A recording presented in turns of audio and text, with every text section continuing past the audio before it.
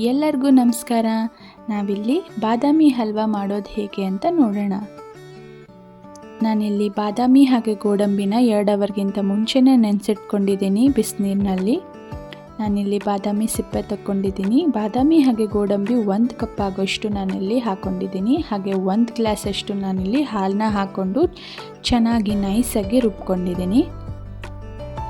ಈಗ ಪ್ಯಾನ್ಗೆ ಸ್ವಲ್ಪ ನೀರು ಹಾಕ್ಕೊಳ್ತಾ ಇದ್ದೀನಿ. ನಾವು ಬಾದಾಮಿ ಹಾಗೆ ಗೋಡಂಬಿನ 1 ಕಪ್ ಅಷ್ಟು ತೊಗೊಂಡಿದ್ವಿ ಅಲ್ವಾ. ಇವಾಗ ನಾನಿಲ್ಲಿ ಸಕ್ಕರೆನ 3/4 ಕಪ್ ಅಷ್ಟು ತೊಗೊಂಡಿದ್ದೀನಿ.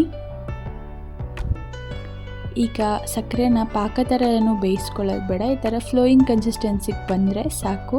ಈಗ ರುಬ್ಬಿಟ್ಕೊಂಡಿದ್ವಲ್ಲ ಪೇಸ್ಟ್ನ, ಅದನ್ನ ಹಾಕ್ಕೊಳ್ತಾ ಲೋ ಫ್ಲೇಮಲ್ಲಿ ಚೆನ್ನಾಗಿ ಮಿಕ್ಸ್ ಮಾಡ್ಕೊಳ್ತಾ ಇರಬೇಕು.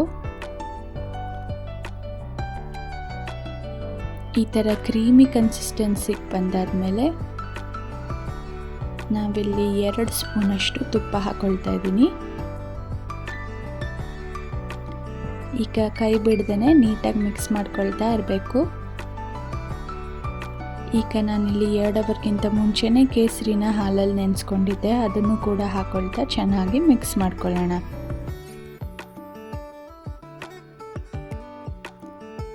ಈಗ ನಾನು ಏಲಕ್ಕಿ ಪುಡಿ ಹಾಕ್ಕೊಳ್ತಾ ಇದ್ದೀನಿ. ಅರ್ಧ ಚಮಚದಷ್ಟು ಹಾಕ್ಕೊಂಡಿದ್ದೀನಿ. ಈಗ ನೋಡ್ತಾ ಇದ್ದೀರಾ, ಹಲ್ವಾ ಆಲ್ಮೋಸ್ಟ್ ರೆಡಿ ಆಗ್ತಾ ಇದೆ.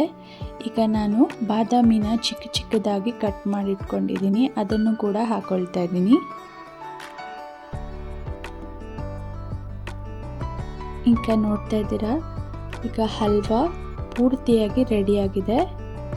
ಇದನ್ನು ಬಿಸಿ ಬಿಸಿಯಾಗಿ ನೀವು ಕೂಡ ಸರ್ವ್ ಮಾಡ್ಬೋದು.